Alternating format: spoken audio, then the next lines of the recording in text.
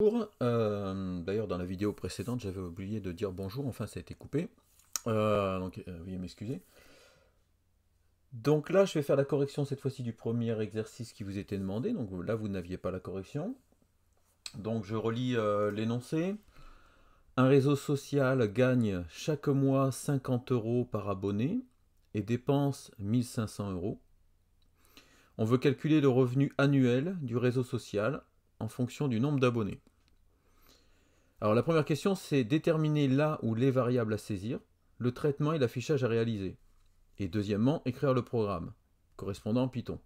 Alors il y a deux questions parce qu'effectivement, il faut prendre l'habitude, avant d'écrire un programme, de réfléchir déjà comment vous le feriez sur une feuille.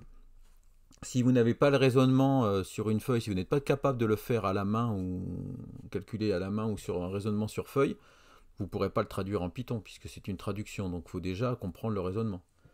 Donc c'est un petit problème mathématique assez simple. Donc on sait que ça rapporte 50 euros par abonné. Par contre, on ne sait pas le nombre d'abonnés. Donc ça sera une donnée à saisir. Il nous faudra donc connaître combien il y a d'abonnés mensuellement. Donc chaque mois. D'accord? On supposera que ce nombre d'abonnés est constant par contre, parce que sinon ça devient plus compliqué.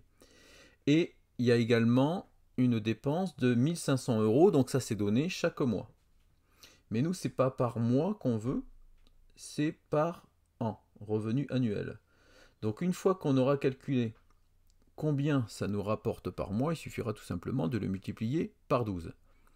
Alors comment on peut savoir ce que ça nous rapporte? Imaginons que j'ai un seul abonné. J'aurai donc 50 euros, moins 1500. Donc là, c'est pas bon, puisque là, je ne gagne pas d'argent, je suis même en déficit, en perte. Donc on voit bien que pour faire ce calcul, il suffit tout simplement de multiplier 50 par le nombre d'abonnés, de soustraire 1500 euros, qui sont en fait des charges fixes. Alors les 1500 euros, ça peut être pour les frais d'hébergement, de serveurs, de salariés, etc. Enfin là, on ne fait pas un calcul de comptabilité complexe, c'est vraiment un petit exercice tout simple. Donc finalement, si je récapitule, il me faut connaître le nombre d'abonnés mensuels. Il me faut, après, une variable dans laquelle je mettrai les charges. Alors je pourrais le mettre directement 1500, mais je préfère le mettre dans une variable parce que si un jour ça change, je modifierai cette variable-là. Et c'est sûr que je pourrais mettre 1500 directement. Donc, nombre d'abonnés, dépenses d'abonnés. Et puis après, je vais faire le calcul qui fera nombre d'abonnés multiplié par 50 moins les charges. Alors, on va passer directement à la pratique, parce que là, je parle beaucoup, mais du coup, ça reste un peu théorique. Donc, nombre d'abonnés. Donc, je ne réexplique plus, parce que j'avais montré la dernière fois. Donc, on met ici, ça sera ma variable. Donc, toujours pareil. Donc, je ne réexplique plus pourquoi je mets le int. C'est des choses qui, au fur et à mesure, je vais avancer plus vite sur ces choses-là. Ce sera à vous de revoir si vous n'avez pas compris. Et je demande nombre d'abonnés mensuels. Bon, ça passe à la ligne, parce que mon écran est petit. Sinon, il faut que je déplace ici. Voilà. Ok, donc dans cette variable-là, nombre d'abonnés, j'aurai le nombre d'abonnés que j'ai eu par mois. Ensuite, je vais mettre dépenses dans cette variable-là, dépenses. Donc on a dit 1500. Et puis je vais faire mon revenu. Alors revenu cette fois-ci annuel. Et c'est là que je vais mettre vraiment le détail du calcul. Donc on a dit qu'on prenait le nombre d'abonnés qui va donc se trouver dans cette variable-là, qu'on va multiplier par 50, puisque chaque abonné me rapporte 50 euros. Je mets des espaces, c'est une norme. Si vous ne mettez pas d'espace, ça marchera quand même, mais en Python, normalement, il conseillait de mettre des espaces à chaque fois qu'on fait un calcul. Ensuite, je vais tout simplement soustraire 1500 de charges fixes. Alors ici, il y a la priorité mathématique. Vous savez que la multiplication est prioritaire. Je n'ai pas besoin de mettre de parenthèses.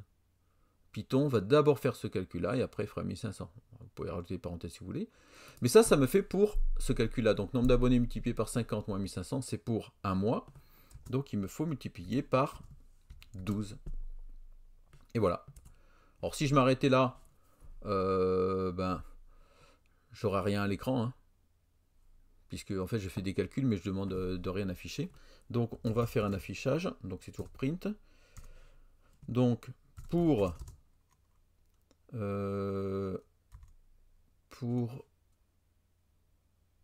un nombre d'abonnés de, et là j'ai marqué le nombre d'abonnés, on va vérifier comme ça qu'on a bien nombre. Vous voyez, il me le propose, ça qui est bien. Alors on pourrait faire une concaténation, mais pour l'instant je ne vais pas trop vous embêter avec ça, donc on va faire en 2 lignes.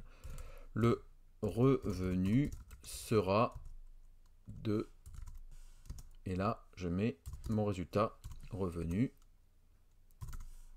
annuel. Voilà.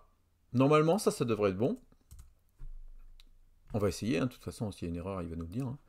Donc allons-y. Nombre d'abonnés. Alors je vais prendre un petit nombre d'abonnés et un nombre simple parce que je voudrais vérifier que le résultat est bon. Ça c'est aussi quelque chose d'important. C'est pas parce que le programme vous donne un résultat que votre programme est bon. Il peut très bien donner un résultat qui est faux. Donc c'est important quand même de vérifier toujours. Donc je vais prendre 10 par exemple. Voilà. Donc là, il me dit que mon revenu sera de moins 12 000. Le revenu annuel, j'ai oublié de le préciser, il faudrait que je modifie. Est-ce que c'est bon ça? Regardons, si j'ai 10 abonnés, donc 10 abonnés, ça me fait 500. Donc effectivement, comme j'ai mis 500 par mois de charge, je suis à moins 1000 chaque mois. Et multiplié par 12, je suis à moins 12 000. Donc ça paraîtrait logique. Donc je vais rajouter annuel là parce que sinon on ne comprend plus rien. Et puis je vais relancer pour qu'on ait, voilà, soyons plus optimistes. Admettons que j'ai 2000. 2000, voilà. Voilà. Là je commence à avoir un revenu annuel sympathique. Pour 2000 abonnés, je gagnerais 118 000, non, plus que ça. 1 182 000 euros, ce qui pourrait commencer à devenir un bon revenu. Voilà. Bon, j'espère que vous avez bien compris les étapes. La première, c'est de connaître les variables dont on a besoin. Donc ici, on avait une seule saisie, le nombre d'abonnés. Ensuite, on met les charges dans une variable, mais j'aurais pu effectivement... D'ailleurs, qu'est-ce que j'ai fait là? Eh oui, j'ai fait n'importe quoi. Là, en fait, il ne faut pas mettre le 1500 là. Il faut mettre dépenses. Alors, le calcul fonctionnait, mais du coup, il n'y avait aucun intérêt de passer par cette variable. Donc ici, il faut mieux mettre dépenses, comme ça je passe par cette variable. Si un jour j'ai des charges qui sont à 1002, j'ai juste là à modifier. Donc là, par contre, c'est bon, hein, on obtiendrait le même résultat, hein, je peux le relancer. Hein. Donc on avait dit 2000. Voilà, on obtient le même résultat. Mais si vous voulez, en fait, cette variable-là ne servait à rien. Par contre, si un jour je décide que c'est plus 1500 mais 1002, eh bien le calcul reste valable. C'est ça l'avantage. Donc, je vais encore gagner plus. Hein. Ouais. Je gagne plus puisque effectivement j'ai diminué les charges. Alors peut-être que vous ne voyez pas trop l'intérêt et que vous dites mais pourquoi il passe par une variable ici alors qu'on pourrait directement mettre 1002. En fait effectivement ici on pourrait, parce que c'est sur une seule ligne, mais imaginez que la dépense intervienne sur plusieurs lignes du code, sur des codes, des programmes qui pourraient faire des milliers de lignes.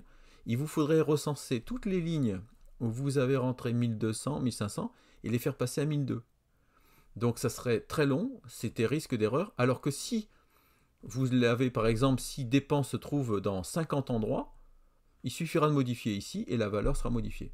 Bon, c'est des choses que vous apprendrez à comprendre avec le temps. Alors c'est toujours pareil, surtout si vous n'avez pas réussi à faire, tapez-le, testez, faites comme moi, modifiez des valeurs, testez les choses. C'est comme ça que vous apprendrez. Je vous remercie pour votre attention.